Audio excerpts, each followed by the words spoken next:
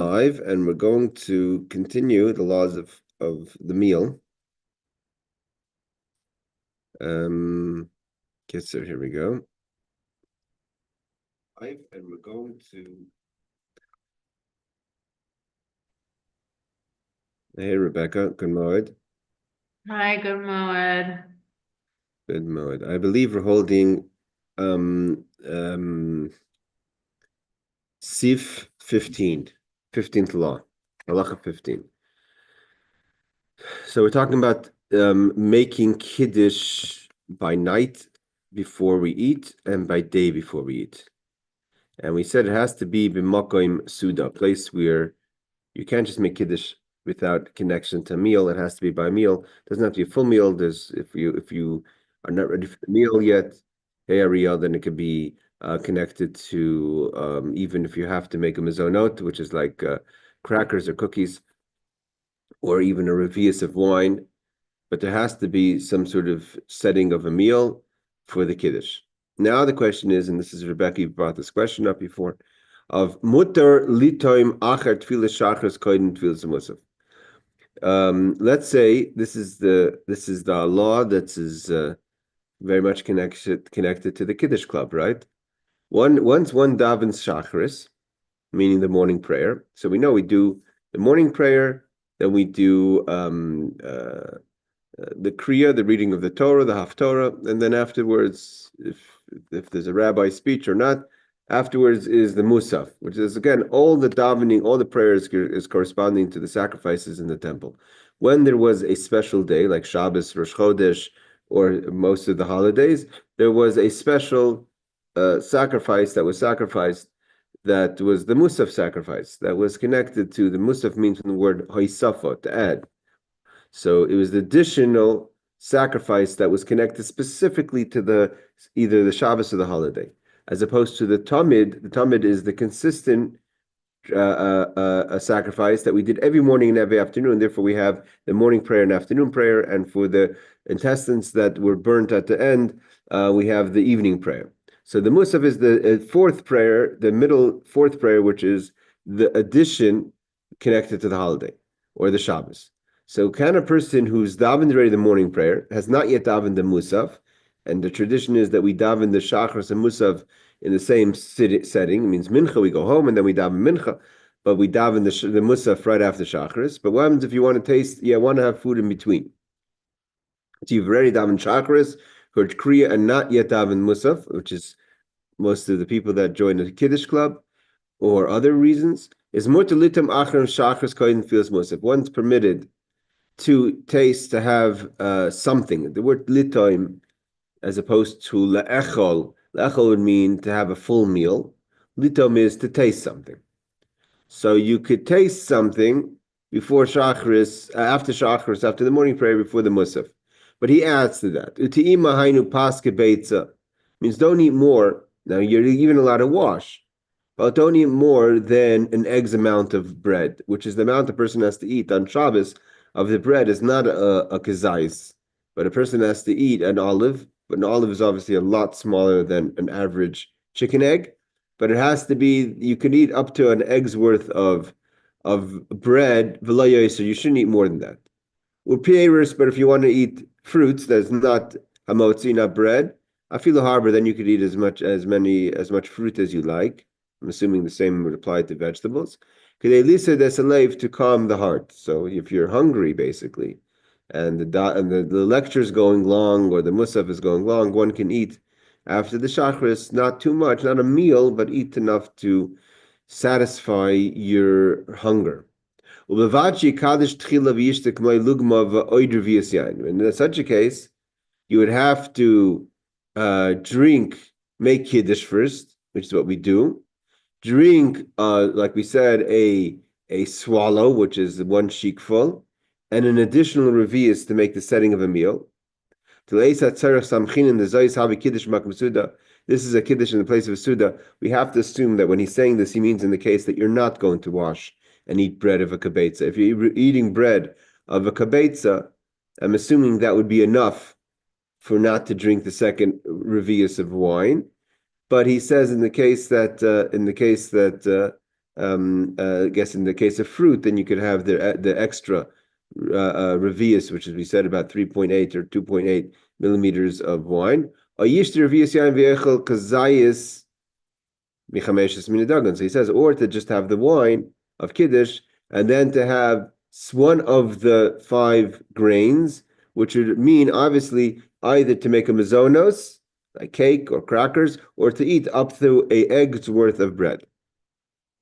Okay, so let's see so again, what we learned from this law is that you're allowed to eat after Musaf, make Kiddush, even though it's not a full Suda, but you could make either have mazonis or a small amount of bread. You should not eat a full meal before Musaf because you should have a Musaf and then have your meal. But if you're hungry and you can't wait and you're antsy, what have you, each person, or you need to eat. So obviously, this is what you should do. Okay, footnote number 62 is okay. Because a debate says just the amount of okay, just reference law number 64 says in a time that sometimes if we have to, for instance, I'll give you an example. When it comes to Pesach, so Pesach we don't have mazonos. No, there's no mazonos. There's no cake. Even if you have Pesach cake, if you have to make a mazonis, that means so most Pesach cakes are shahakal, unless you eat gebrachs. But most Pesach cakes are shahakal. So if you're not going to wash and you want to have kiddush, let's say in a kiddush club or in the kiddush in the shul, like we have in our shul, where people walk 20, 30 minutes, so they want to drink something before they go home. So you would have to drink a cup of wine for kiddush, and then an additional revi is to make a makom suda, because you have nothing to make a meal setting with just fruits and vegetables or even Pesach cake. But again, this is only the case that your Pesach cake is not mezainis. If you're eating with grains, then it's a mezainis, then you would have a meal. So he said that when a person must, you could use an additional amount of wine to make the setting of a meal. So he says, Shulchan Aruch-Chapter, this is the Shulchan Aruch of the Alter Rebbe, hold on, Rebecca, rules that in the time of need, you can rely on drinking only a revius. So only a revius of wine is enough to make it a meal. Okay, yes, Rebecca. I think maybe I missed something. So you make Kiddush on wine or grape juice on Pesach, and then you could have like something that's like Hadama or Eitz or Shahakol, because like you said, there isn't really Mazonos. It's either like those brachas I just said or Hamotzi. Yeah, so the thing is that the if you're having let's say a kiddush, let's say in my case we walk 20, 30 minutes, 40 minutes, it's hot or you're long and you're tired and you want to drink something. So you have to you can make kiddush, but you have nothing to make a suda on. Even the vegetables and the fruits or whatever you have is not going to be, unless you wash, is not going to be a meal. So in regular weeks, meaning non-Pesach weeks, you would just have some mazonas, like most kiddushes have, right? You have kiddushim have crackers or cakes or cookies, whatever. Right. So in the case of Pesach, what you have to do is drink an additional revius of wine. You have to have a suda. So you have to make kiddush in a makam suda, that we've discussed. So the makam suda could be in a case of need, you can use an additional amount of wine, which is a revius wine you drink on top of that, on top of the kiddush. So you drink again, it's not that much. Revius is I think, let's say about three I think it was 3 millimeters we said of wine, and and that would be the meal that you establish the kiddush on. But you can't just hear kiddush, eat fruits, and go home or whatever. Wait, so is it better to have something that's like shahakol? Because like Pesach cakes and crackers and things are shahakol often. Is it better to have something that's shahakol or hadama, or to wash and make motzi? But most people won't wash. There's just not that kind of setting of sitting down with matzah and watching and benching. And also, he doesn't want, if it's after Musaf, you could wash, you could do as you like. But most people are not going to do that. So it's easier to do a revius of yain, an additional of wine.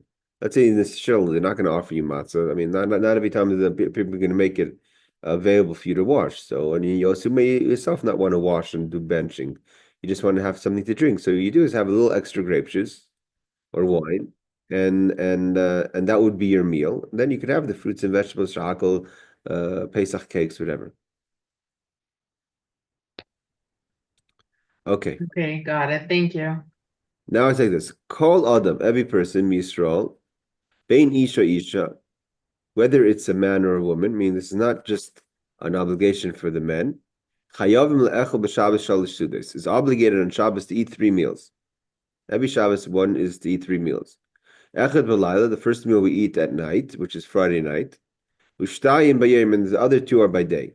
The morning meal after davening with the Kiddush, and what we call is known as shalish sudos, the third meal, which is usually eaten after mincha. And one's obligated to eat at each of these 3 meals bread. Even on the third meal, which usually some people may be a little more lenient, is one should specifically eat bread. Again, I'm going to get into other minhagim, but this is the way it's written in Shulchan Aruch. There's verses for this, based on the 3 times it says hayom by man. When a person washes their hands and makes the bracha, how much should you eat on Shabbos of bread? One has to eat the egg amount of bread. So you can't just have a kazayis. You have to have a kibetza. It means the biblical obligation, it says in the Torah, v'chalta v'savata u'virachta, right? So we know that the blessing after bread is biblical. All other blessings are rabbinic. The blessing after bread is biblical. It says v'chalta v'savata, eat, be satisfied, u'virachta, and bless God.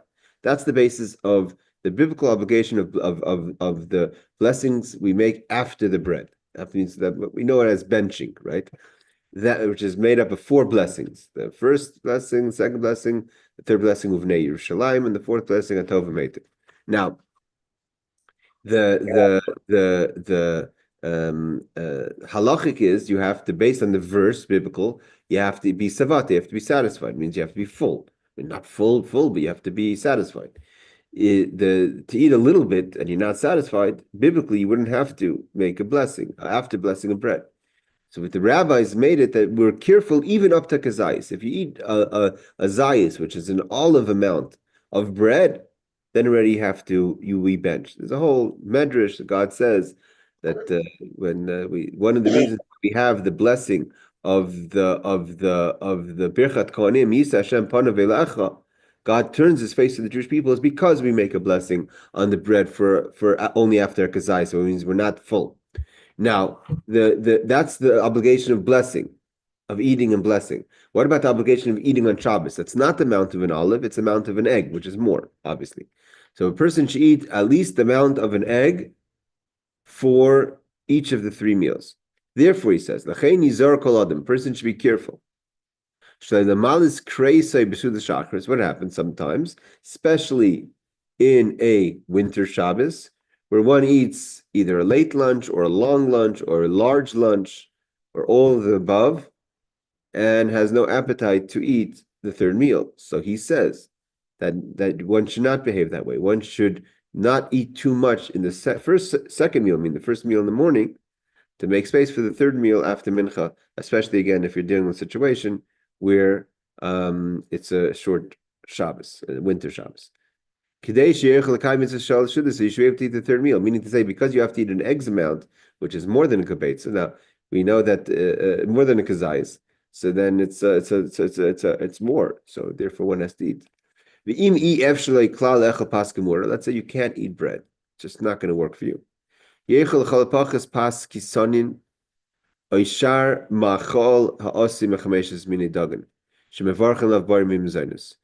should eat other cakes, paskisan is kind of case, or other foods made of the 5 grains that you can make on it, a mizonas, which is a higher level of food than a shahakal, than let's say liquids or fishes or meats. Something of the grains is more unique and special to honor the third meal with a mizonas. Shunikra mazon, it's also considered mazon food. Vim gam zoisi efshalai, and if that, even that, the person can't eat from the 5 grains, as it means the mazonas. I'd eat at least something that you use as like a spread, something that's used as a byproduct to eat with bread. So it's connected to bread. Kigain basar v'dagim means something substantial, meat or fish, kayetzevet. V'im gam zoisi efshalai, if let's say you can't eat that, is yecha kapanim paris and v'sham, at least eat cooked fruits or vegetables. Now he says, when do we eat the third meal? From when the mincha gedola starts, which is anytime after we start davening mincha, from 6.5 hours after the hour. So we said a day hour is 12 hours, and again, it's not dependent on winter or summer. It's always the daylight hours divided by 12. So after 6.5 hours is one, which is after midday, after a half hour after midday, is when the mincha gedola starts, and after that one eats the third meal.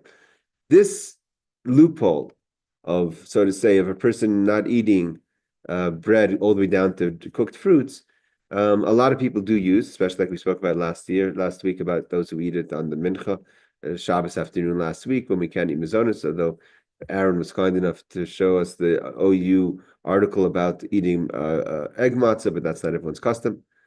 Chabad's minhag is we do not eat at all on the third meal, because we have a verse, Shabbos hayoim loy. The third time it says hayoim, it says loy yiyah. There won't be food there won't be man on the Shabbos. So based on that, there's an idea of not eating food if you're want to get spiritually high. Like we know that the time Mashiach is going to be above eating food, but that's Kabbalistic and mystical. But as far as halacha goes, one is obligated to eat 3 meals, minimum to eat at least fruit on Shabbos afternoon. In Chabad, we eat, those who don't want to eat something, they'll eat fruit for the third meal. Okay, every Jewish man, he says over here, okay, quotes the source, 66 is, you should eat at least like a beitza, size of an egg. So he says, see Shulchan Aruch 291, Magen Avram 2912, holds that the Shabbos meal requires a bit more than a kibetza. So according to the Magen Avram, he says it should be even more than a kibetza, than an egg's worth. Mishnah Berurah agrees, but rules that if time is it rules that if there is no choice, even a kibetza is enough. So the Mishnah Berurah says that one could eat an egg, which is in a case that it's not in a regular situation. But in a regular situation, one should eat more than a egg's worth of bread or of a meal. Okay. He says over here, one should not eat too much in the morning meal in order to have an appetite for the afternoon meal. If you eat when you are too full, it's not considered eating and you have not fulfilled the mitzvah. So here he says, not just a question of you won't have an appetite, but eating al hasayva, eating while you're sad, while you're full, is not fulfilling the mitzvah. So it's not just a question of you're not going to have an appetite, you're just not going to be considered as if you ate the third meal. If eating causes you discomfort, you're not obligated to do so. For the meal is for enjoyment. Again, if the whole point of the meals on Shabbos is about oinig Shabbos. So if eating is this based on that is one of the ideas of some people who have the need to fast on Shabbos, where there's a fast for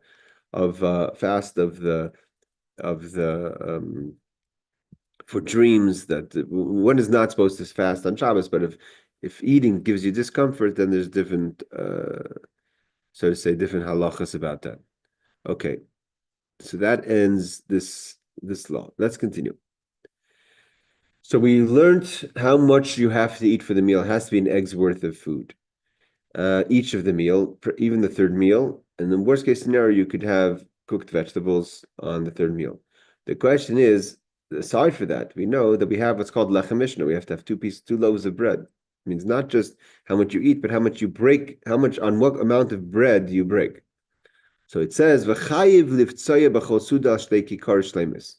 On Shabbos, one is obligated to break the bread on the meal on 2 whole loaves, loaves of bread. Not loaves of bread doesn't have to mean a big loaf of bread, or doesn't have to mean big challah.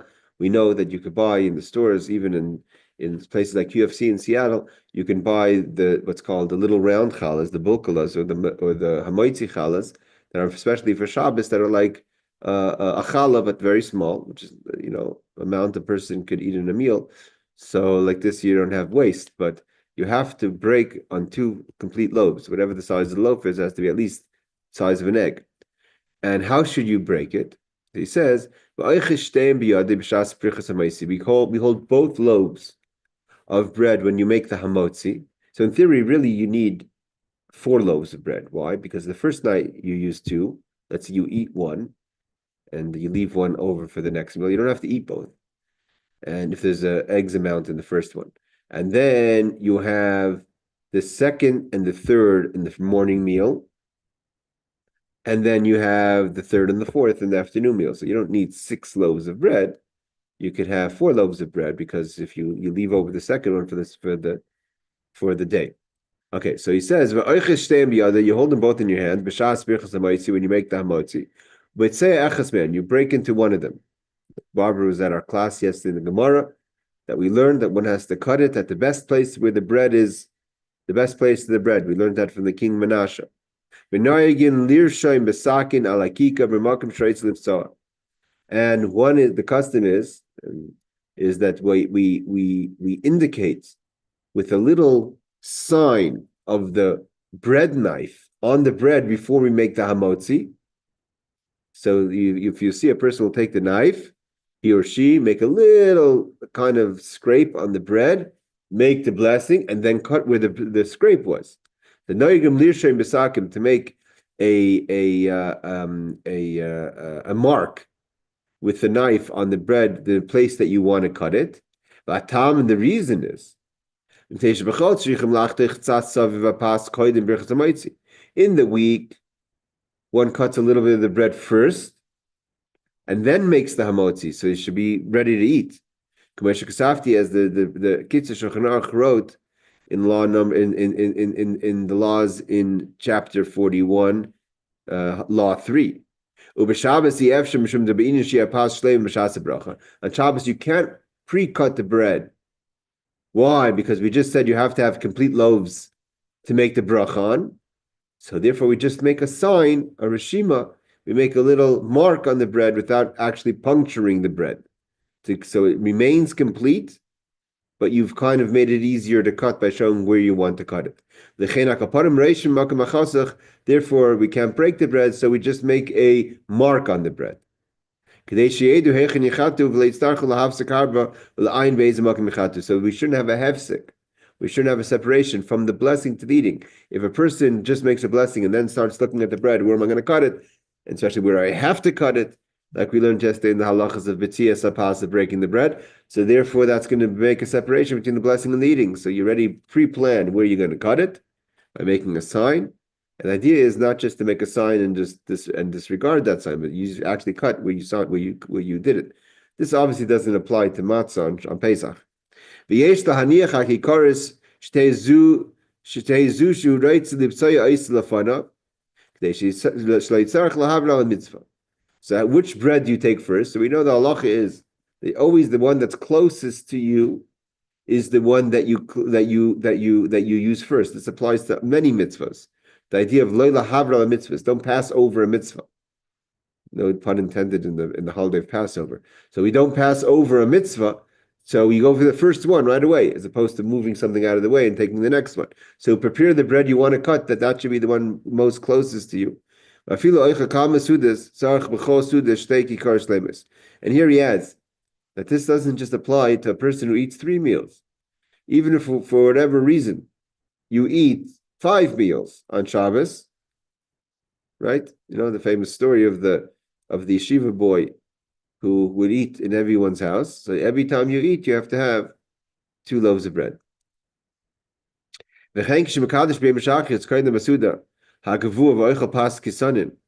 Also, if a person is in the eating before the meal, like we said by Kiddush, where you don't have bread but you have cakes, pas kisanin is cakes. So this is another custom. is that another law, is the Ishlakacha Shtaim Shtaimus. Kain Re'isi Linug Eitz Godelecha. He writes, this not everyone agrees with this, that he says, I've seen this by a great Godel, a great person, that when he would take, for instance, let's say at a Kiddush, based on what the Kitzur is writing here, we see the footnotes. Based on what the Kitzur Shulchan Aruch is writing here, let's say you're at a Kiddush, you would take 2 complete crackers. So if you have, or 2 tam-tams, whatever it is that you're using as your mizonos, not just to take a cracker and eat it, but take 2, like the 2 breads. Okay.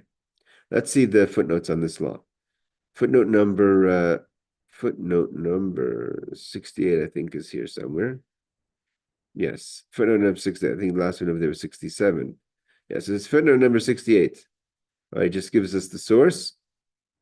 So you don't pass over a mitzvah. What does it mean not to pass over a mitzvah? So it says, if you should pass over 1 loaf, it looks as if you are ignoring a potential object of a mitzvah. I mean, say if you're going to pass over the mitzvah, therefore, the same thing applies to men who put on tefillin. The halach is that how we put our tefillin away in the bag is in such a way that the first tefillin that we touch should be the tefillin of the hand, because we put on the tefillin of the hand before we put on the tefillin of the head. So the rabbis have figured out that when a person sticks their right hand, if you're righty, into a bag, you're going to go towards the left. That's just the way it goes, right? You go that way. So therefore, we put our tefillin of the hand in the left of the bag. Like this, you grab it first, and same thing applies with the talis. The talis should be before the tefillin. So you don't take the talis and move it away. Sorry, the tefillin and move it away and put on the talis, because we put on the talis before we put on the tefillin. So it's so much so that if you touch first the head tefillin, maybe you have to put on the head tefillin before you put on the hand tefillin, because you shouldn't pass over a mitzvah. It's disrespectful. Okay, number 70 is what? Okay, source. Now regarding this, hold on, Barbara. Regarding this question about eating 2 crackers or 2 mizonos at a Kiddush, so he says he saw it by an Adam Gadol, by a great person.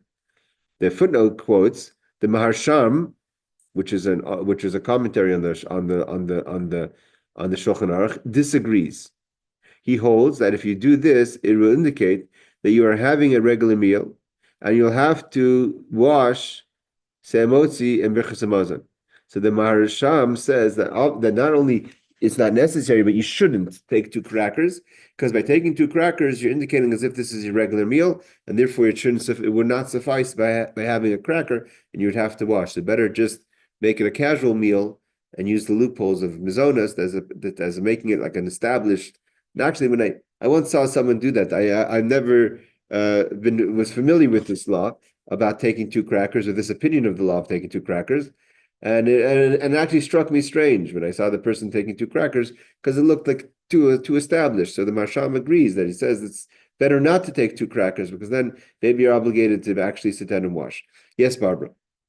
I just wanted to verify, you said so long as the challahs that we use are at least the size of an egg, we would still need to use 2 of those, right? So if I'm making small rolls of challah, that's appropriate. I still need to use 2, and I can't break those. I would have to still cut those. No, I mean you could. When we not every time you take the bread, you could obviously pull pieces once. Different customs. Some people pull it all the time, but when the cutting the bread, the first time when you make the hamotzi, it should be with the cutting, and afterwards people are not less. It's not every time you have to take a knife. As far you don't have to eat both loaves. You can eat 1 loaf and put the one away for the second meal. Right. Okay. Thank you. Okay, let's do a few more laws, because I have to go pray the holiday prayer. So it says Yudches, law number 18. This we find the custom. If you go to some people's houses, there's different customs. Some people will have the head of the household, or let's say a person's having guests, and or father, what have you, the head of the household will have the 2 loaves, and everyone just takes from what he cuts of the bread. And other people actually have the custom to give every male person or married male person, as in a way of kind of honoring their participation in the meal, that they should also have 2 loaves of bread. So here he says like this, gets into the law of it. Let's say not everyone has, it doesn't say men or female, because men or women, either of them. Not everyone has 2 loaves of bread. Only one. Like I said, most people have. Again, it's not, I'm not gonna say most, but some people have. Not everyone has the custom of giving 2 loaves of bread of every participant. So let's say there's only one person. He is going to cut and have everyone in mind and exempt them of the requirement of 2 loaves. And